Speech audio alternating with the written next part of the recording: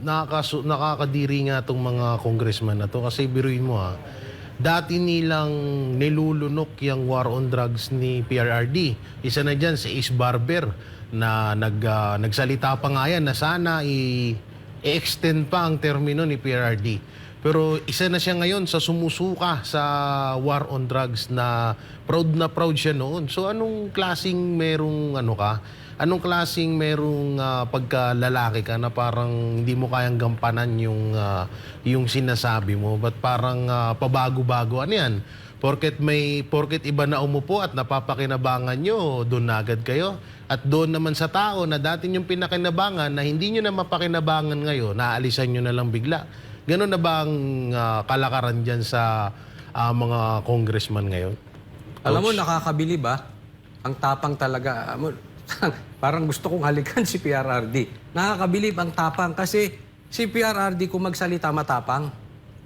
Pero minsan, maraming tao matapang lang sa salita, pero duwag. Si PRRD hindi.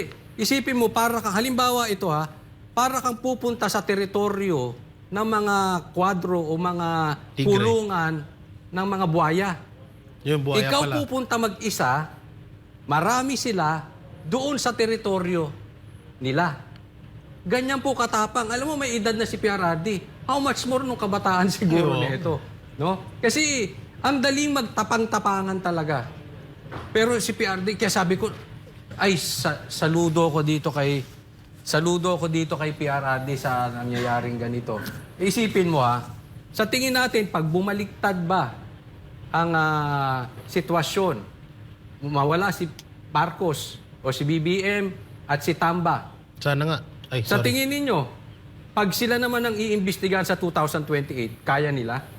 Baka hindi nga pumunta yan Pero ito si PRRD, good news.